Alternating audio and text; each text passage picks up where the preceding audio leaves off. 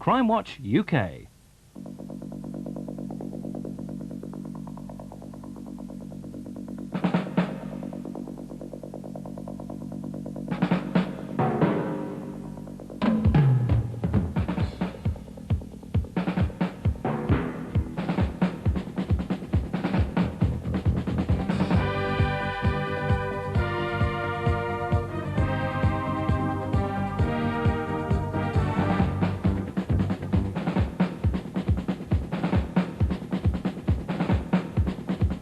Good evening and welcome to our 10th anniversary.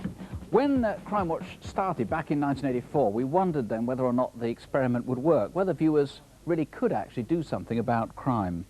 Well, every month has shown that they can. And tonight we've news of more arrests, including one involving an attempted blackmail. I can also tell you that a man has been convicted as a direct result of one of the largest responses Crimewatch has ever had. A woman in South London was pulled out of a phone box and was raped. The attack was linked forensically to an earlier offence. A name phoned into Crimewatch led to the attacker. The man has been sentenced at the Old Bailey to 2 terms of life imprisonment. Our first case tonight is a serious assault. Just 3.5 weeks ago in Deptford in southeast London, somebody injured 84-year-old Bill Gallagher so badly that he's been unconscious in hospital ever since. In the film that follows, many of Bill's friends have taken part in the hope that somebody tonight can help trace whoever did this to him. However, certain details have been changed to protect the identity of the witnesses involved. 1, 2, 3, left. This gentleman was found collapsed outside his flat in Deptford. He's certainly fractured his zygomatic bone, and we've organised a CT scan to determine whether he's actually had any intracerebral bleed. He appears to be moving his leg. This is a severe head injury. You can see here the fracture on the left side, which would fit with him having been hit, and we've got this large intracerebral bleed around the brainstem. In a man of his age, this is obviously very serious, and I fear the outlook here is really very grave.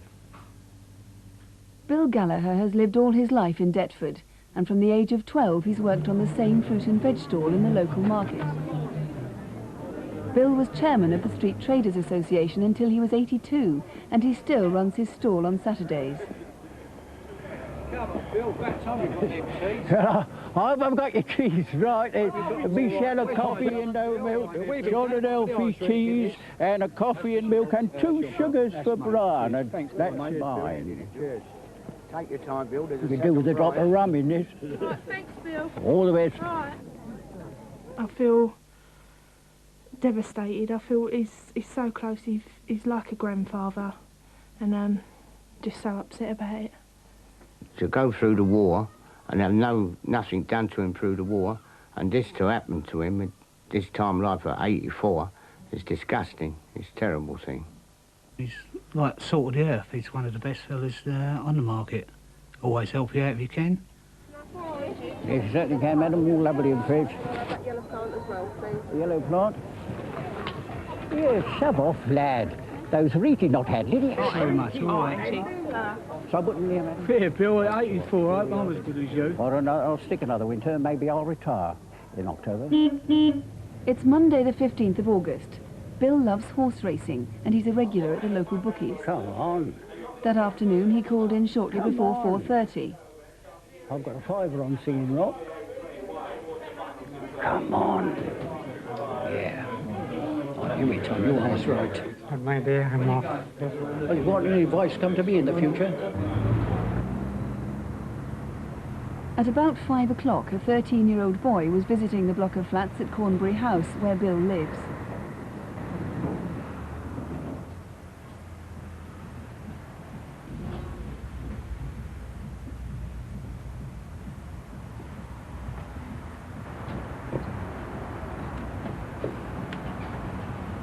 Who's there?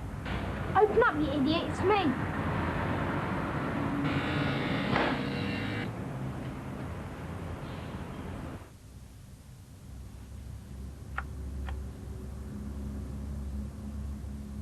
When I came into the foyer, I noticed this man hanging around. His age was about 30, he had medium build, about 6 foot tall, with light brown hair, and he had a suntan.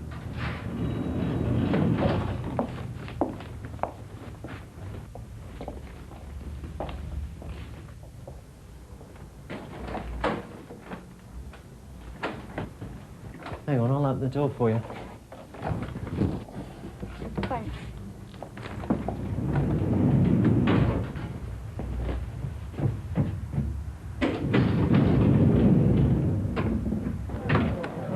Meanwhile, Bill was leaving the betting shop.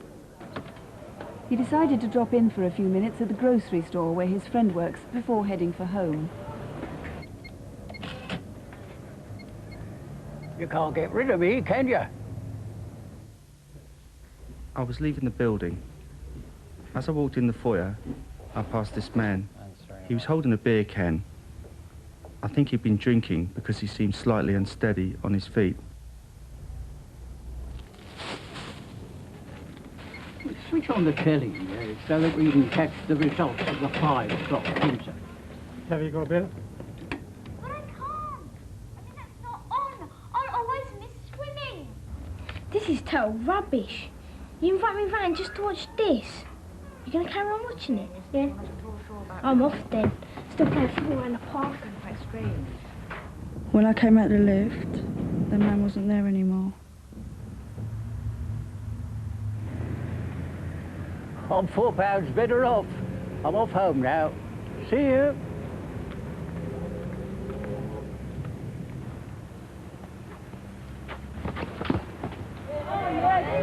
I've finished playing already. Never mind.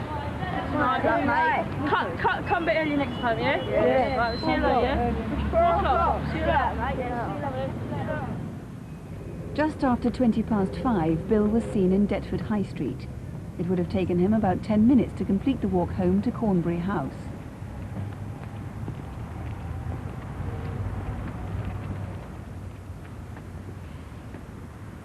It was the same man I seen earlier hanging around the lifts. He saw me looking at him.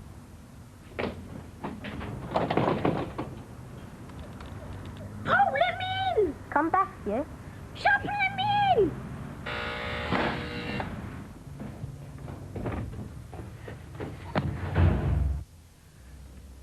Oh my God!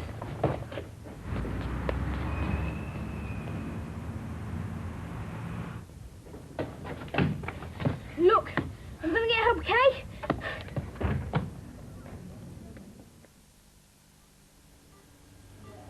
We've obviously got to be guarded about the prognosis here because in a man of his age, the chances that he sustained some permanent brain damage is, I fear, quite high. He is a fighter, so if anyone can pull through, he will.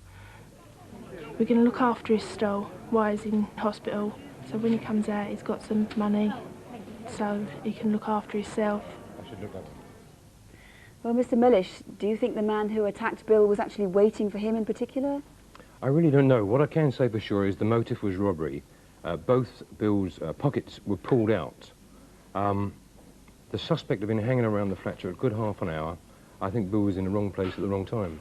You certainly have a very good description of him from various witnesses. We've had a T-shirt made up fitting the witness's description. It's not exactly right, but it's as near as we can get. It's diagonal splashes of colour. That's the most important feature. The guy was white. He's about 30, quite tall, about 6 foot. Light brown, short hair. Main feature was his suntan. He had suntanned face and suntanned legs, which were also hairy. Where do you think he might come from? We've been concentrating on the Deptford area, but I want to broaden the area of search to South East London. In fact, I want to appeal for information and help from the people of South East London as to the identity of this callous robber. That's where you're concentrating. Mr. Mellish, thank you. I can tell you that the latest news on Bill's condition is that he is now out of intensive care and does seem able to respond a little bit to what's going on around him. But he is 84 years old and there's a long way to go yet. Everybody's just hoping for the best. If you or saw anybody suspicious in the area around Cornbury House that Monday afternoon, remember it was August the 15th, just over 3 weeks ago, or if you can remember anything that might help this investigation, please do ring. 0500 600 600 is the number here, or you can ring the Brockley Police Station direct on 081 691 4141. That's 081 691 4141.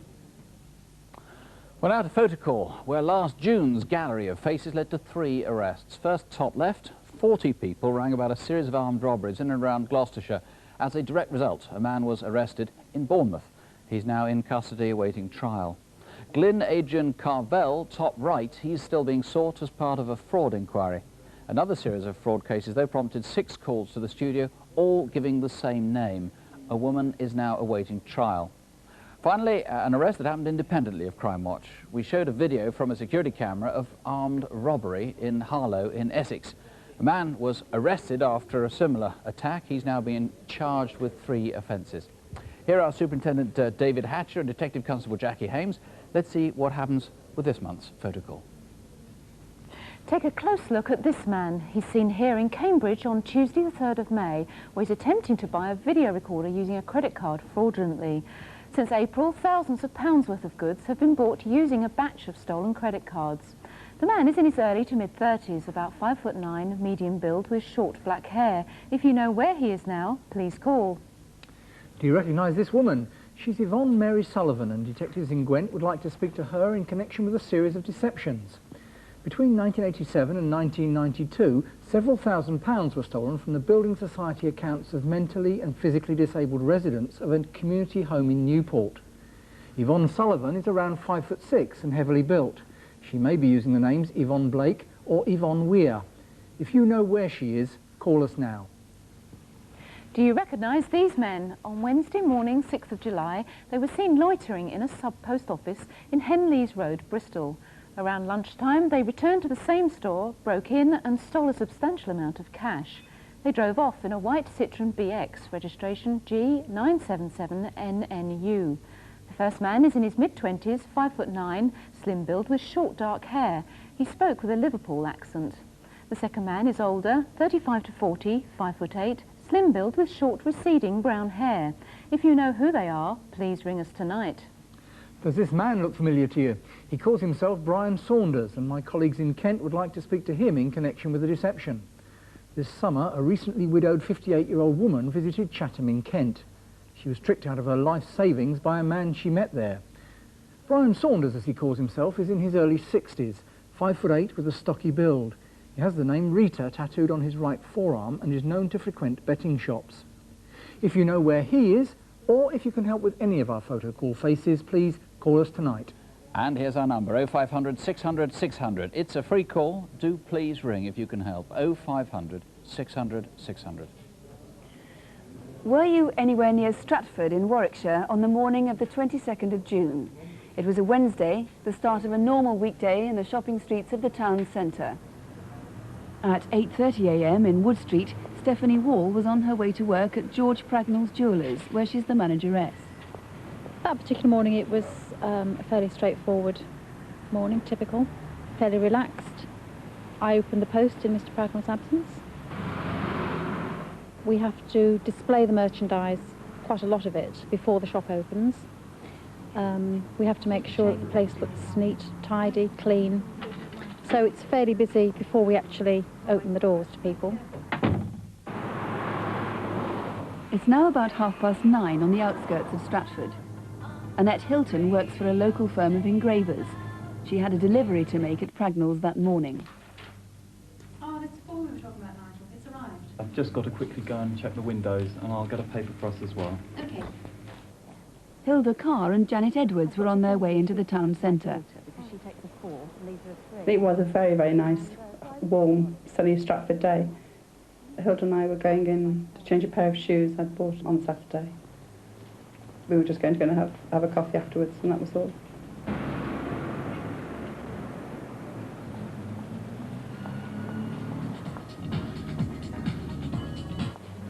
Minutes later, Annette was arriving at Pragnell's with her parcel. I did notice somebody on my left-hand side, but I didn't really take much notice. I just carried on. Down! Everybody down! You! Get down and stay down!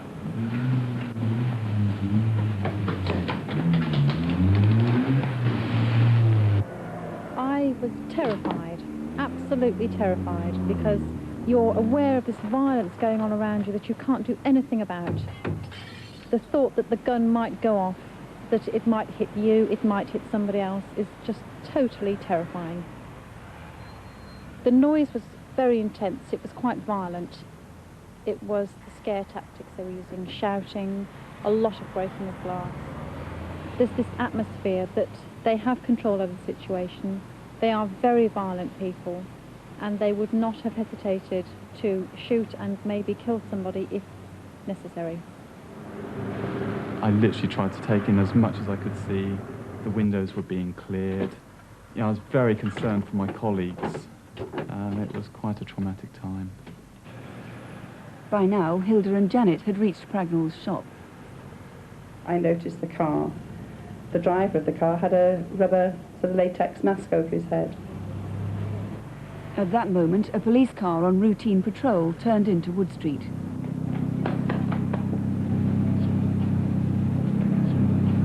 The police are here! We're gonna go! Come on, you guys! We were just simply on our way in to have breakfast at Stratford police station. And then I sort of thought jewellers, mask, Cosworth, and then realised that it was an armed robbery. I don't know why I opened the door and tried to do what I did. It was just instinct. I hadn't seen a gun at all. And I was quite shocked when he sort of rolled over and said that he'd got a gun. And I'll shoot you. I think that was when I decided it was time to let him go, because it's no point being a dead hero, is there?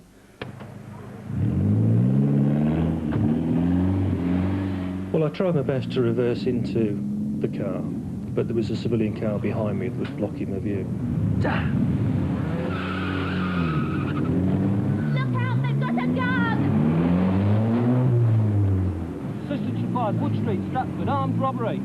The only option then was to turn round, and by the time I'd got round, which was fairly quick anyway, the Cosworth was stopped.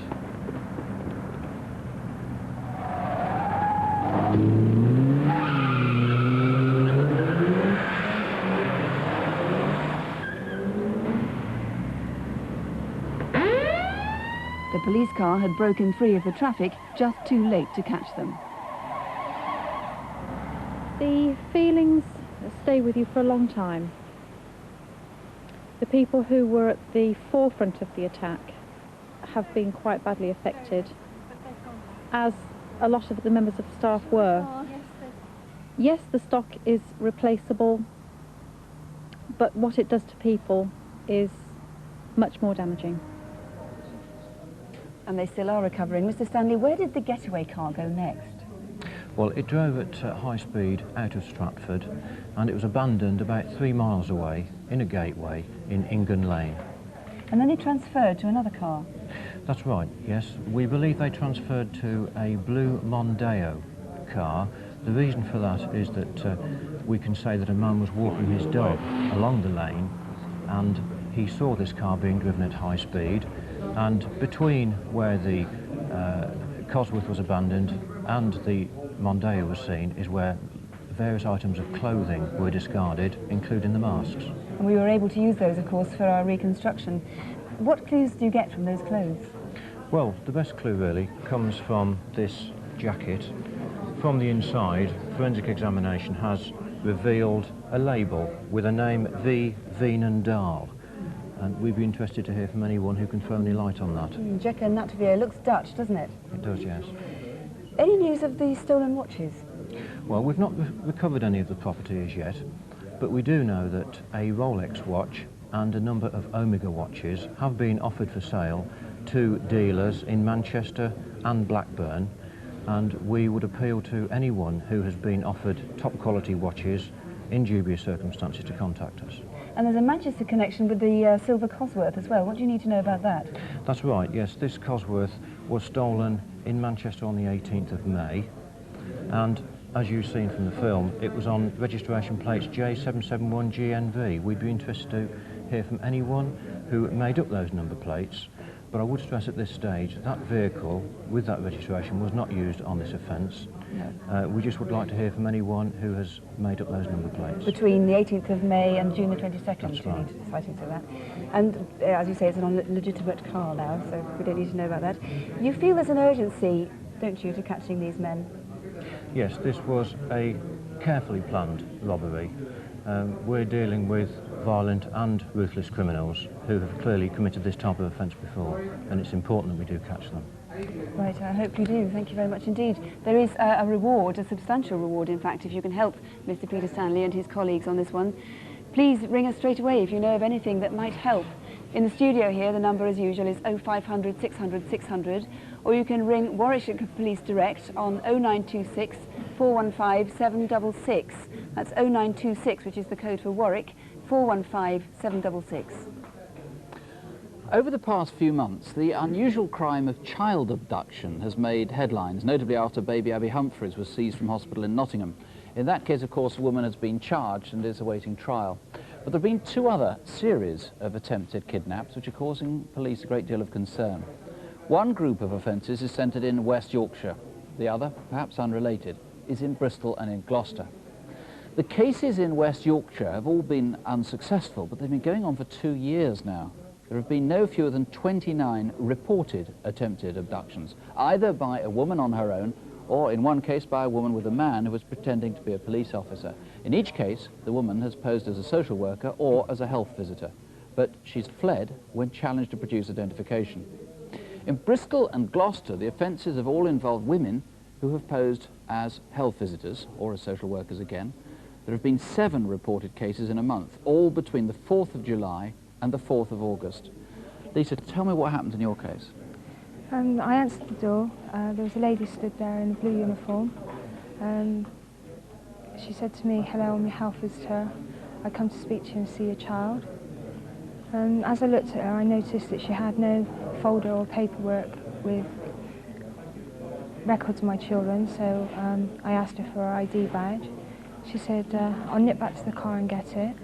But with that, I went into the front room, and as I looked out the window, I noticed that she got into a blue Ford Escort and drove off. A blue Ford Escort? Yeah. You didn't get his number, did you? Or All I know is it was A registration. A registered. Now, she was wearing a necklace you described to the police. Tell us about that.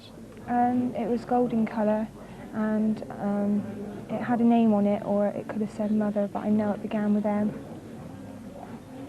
Now, Anne, your case was strikingly similar in some ways. Just explain again what happened.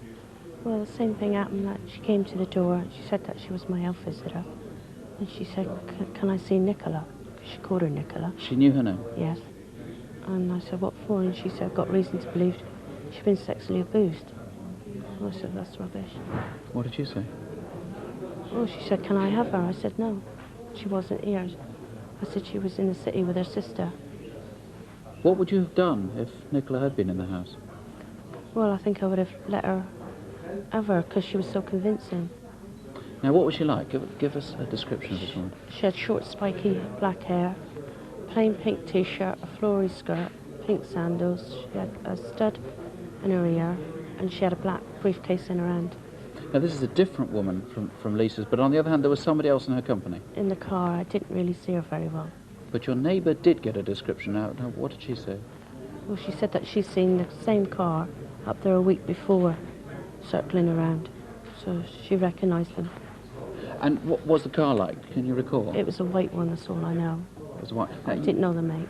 And you think that you'd seen one of these women again, I think last week sometime? Yeah, down on Southmead Road, but that was in a blue Escort. And what happened? She just glared at me. Like, you know, she recognised me. That's about all.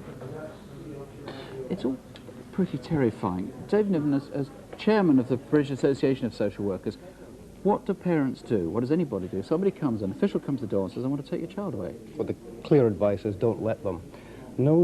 Ever. No social worker or health visitor or anybody posing as one of these people who arrives out the blue at somebody's house can take your child away, and the clear advice is do not let them.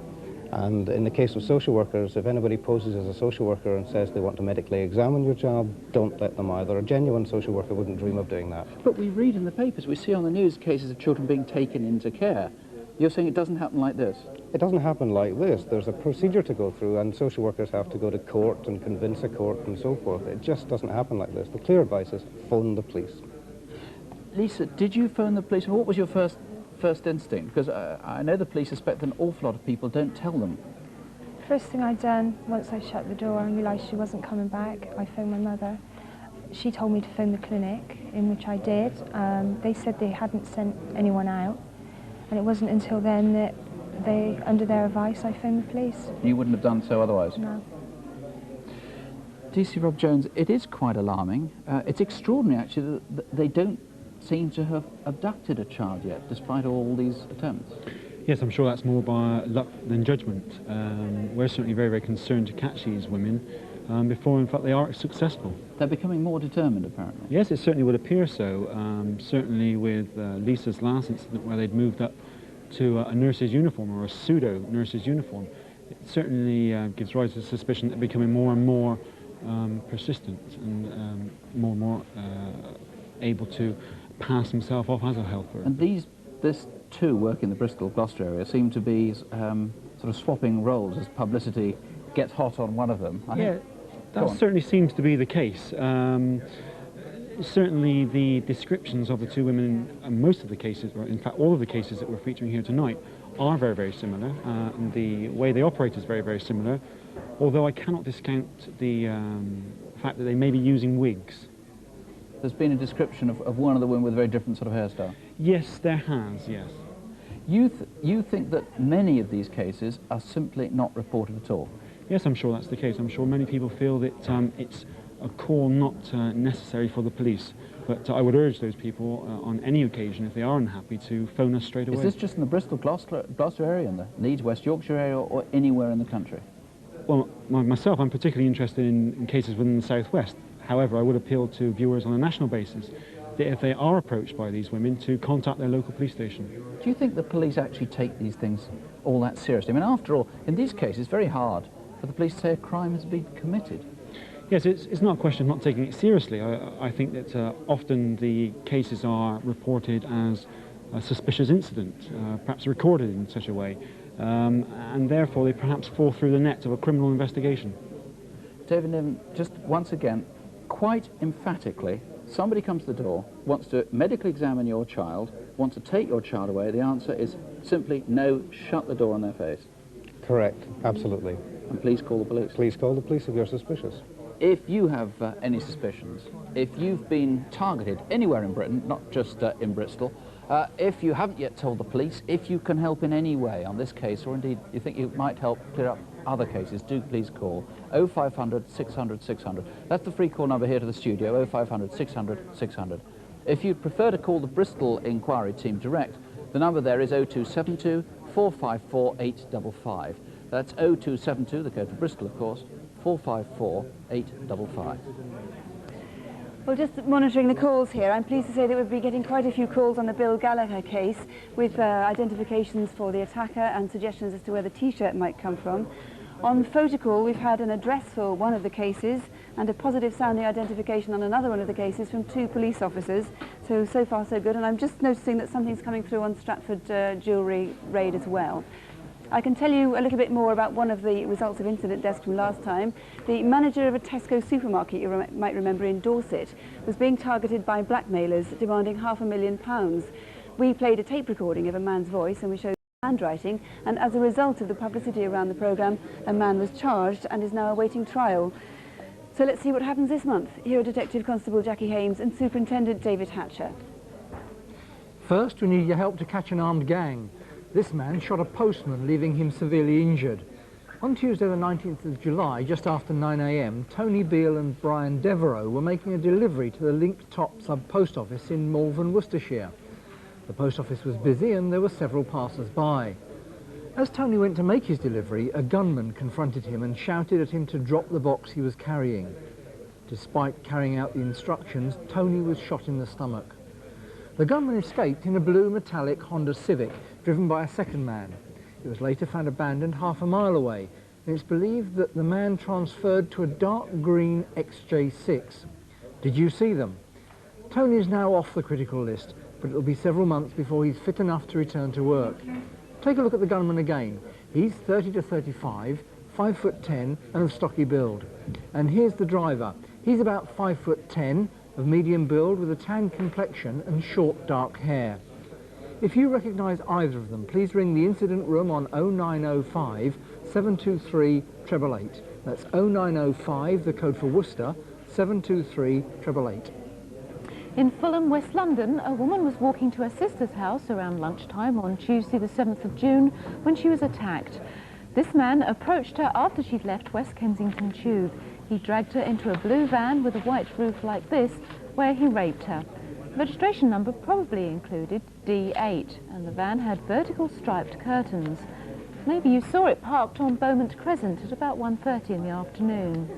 The rapist is in his 30s, about 5'6", of muscular build with brown shoulder-length hair.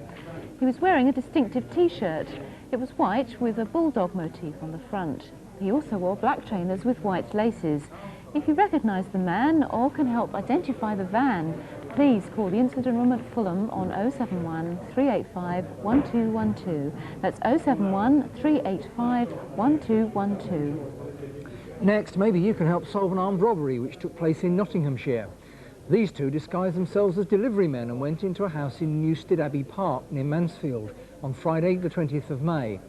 Once inside, they threatened the owner at gunpoint, forcing her to open the safe. In their haste to escape, the robbers left behind an interesting clue. They'd written the directions to the property on the back of this piece of paper. Maybe you recognise the handwriting. The robbers escaped in this white Montego estate, registration E316TEA, which had been stolen from Sutton Coldfield 6 days before the robbery. A substantial reward is being offered for information, so if you recognise the men, the car or the handwriting, please call Nottinghamshire Police on 0800 626 999. That's free phone 0800 626 999. Colleagues in Yeovil are concerned that this teenager is responsible for a series of sexual assaults that have happened over the summer. Since the 25th of June, 5 women have been attacked near the Yeovil town centre. All of them have given very similar descriptions of their assailant. One of the more serious offences happened on July 9th at Nine Springs, a local beauty spot. A 47-year-old woman was walking her dog when she was grabbed and pushed to the ground. During the struggle, her attacker threatened her, saying he had a knife. The youth eventually fled in the direction of southwards. He's around 15 years old, 5'5" with a slim build and pointed features. He wore a black T-shirt with elbow-length sleeves, black tracksuit bottoms, dark trainers with white stripes and was well-spoken. If you recognise him, please call Yeovil Police on 0935 402 158. That's 0935, the code for Yeovil, 402 158. And if you can help, please do. The number for all our calls, 0500 600 600. That's 0500 600 600. Sharon Harper from Lincolnshire had been 21 for just 4 days when somebody strangled her.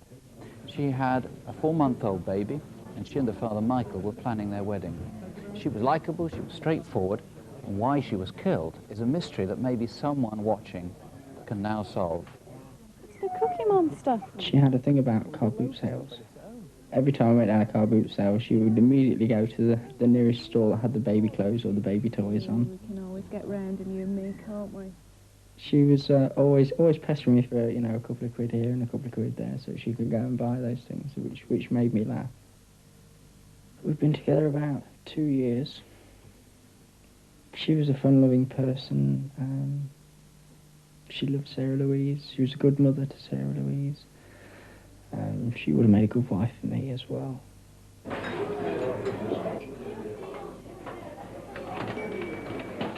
Can you get some ice? Yeah, sure. Is that right if I have a flag while I'm down there? Yeah, no problem.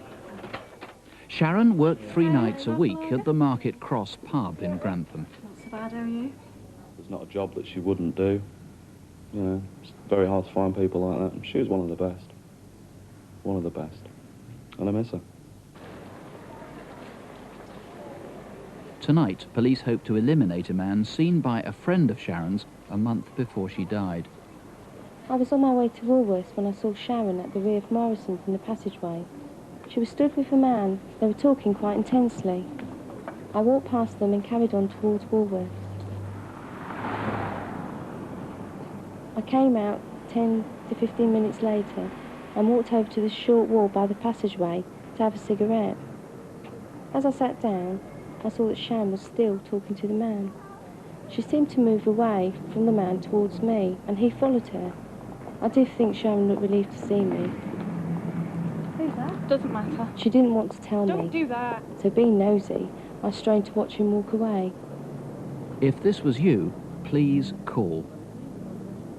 Friday, July the 1st. Sharon was working at the pub and her boyfriend Michael worked nights, so Sharon's friend Emma used to babysit. We'd known each other for about 6 years, and we just hit it off straight away. She's got a great personality. You all right? Okay. I've just put him down. She came around about 6:30, 7:15, like what she did every Friday. If you need them, and I'll give you the key just in case you need anything else. Okay. So I'll see you at the usual time. Yeah, I'll see you later. Bye-bye, darling. Just stayed for a couple of minutes. See you later. And then she went off to work.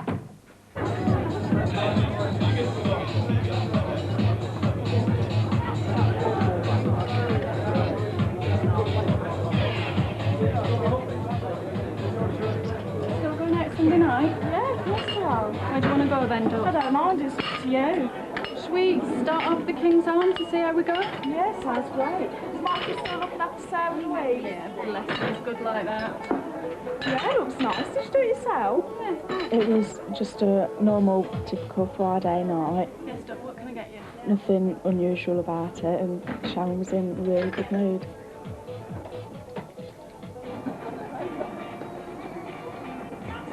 Thanks a lot for coming along, ladies and gentlemen. Finish your drinks now, please, and start to make your way out the door. Thanks a lot. After the last people have gone, we always have a drink at the end of the night. I'm off mood. Okay, see you later. Take care. One of the last people to leave was Sharon. Nothing out of the ordinary with her. She said cheerio when I see her go by the windows. It was the last time I saw her. Got to the pubs in the morning as well. Sharon often walked home. Did you see her when she left the pub shortly after midnight? You okay? By now, Emma and her boyfriend Simon were expecting Sharon back to pick up the baby. Oh, you're all right for a bit longer. Meanwhile, on Harlaxton Road, not far from the pub, according to an anonymous caller, Sharon was arguing with someone outside Archway's garage. Are you all right? Yeah, I'm fine, thanks. Were you that driver? Please phone us now. You're a crucial witness. The caller described the man as being in his mid-30s and with long, dark hair. Next, a taxi driver noticed Sharon. She'd now gone back towards the pub and to a public phone. I was travelling along Wharf Road towards the roundabout when I saw Sharon arguing with a gentleman outside the phone box. It seemed at the time that the gentleman was pulling Sharon away from the phone box if Sharon wanted to get into it. I noticed that the gentleman was wearing a white short-sleeved T-shirt and jeans, and he had shoulder-length hair.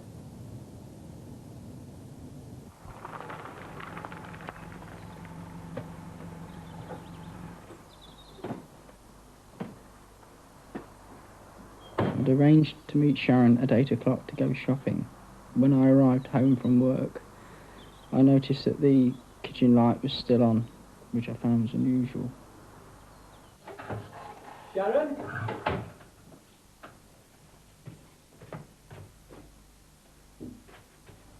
Sharon?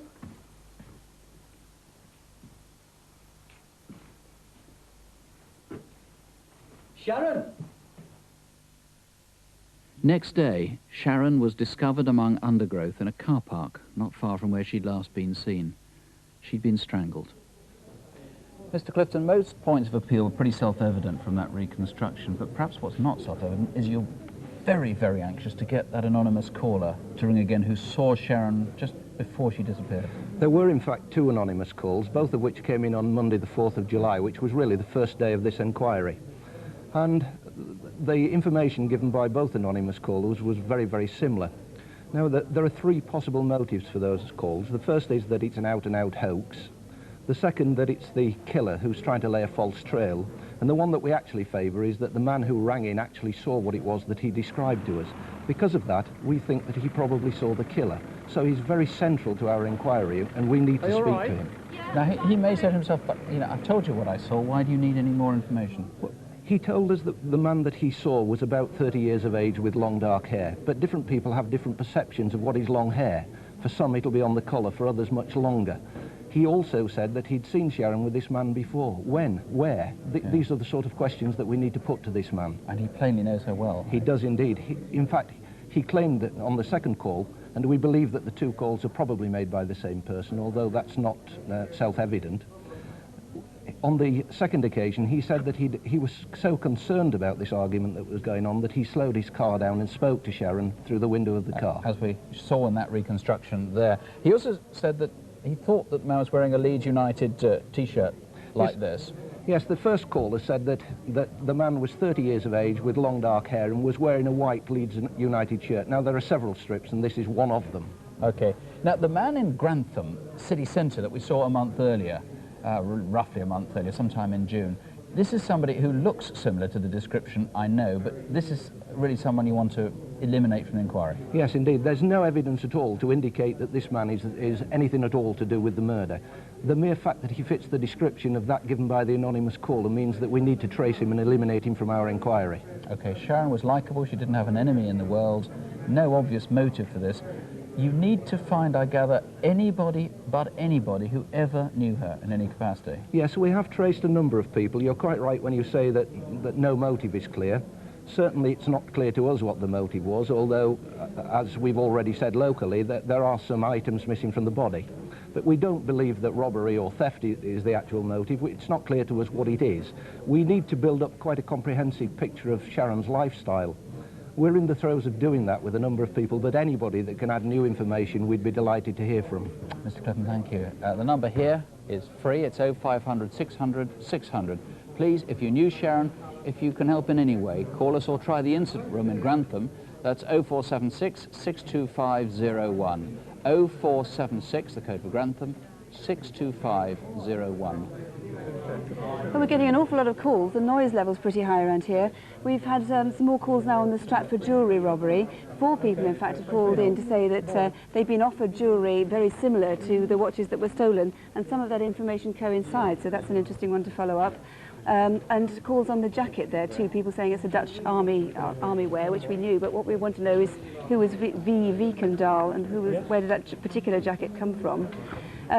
More photocall case calls. The Bristol Post Office raid, we've had a name given for the armed robbers there.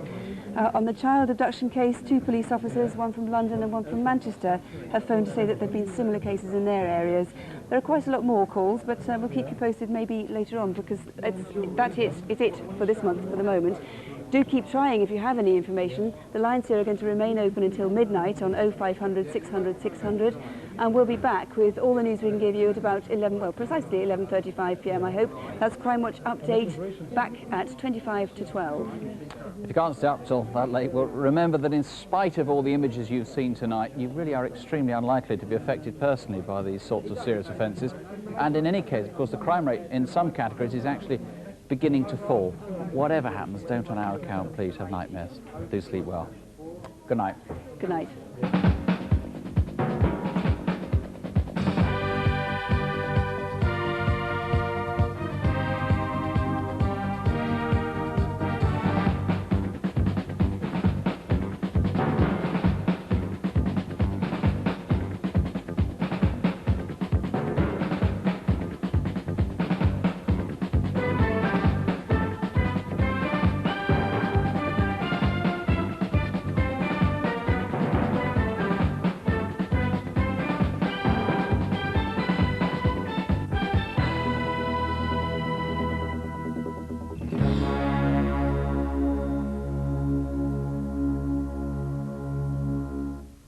And a BBC book to accompany the series Crimewatch UK is available now. Adapted from John le Carré.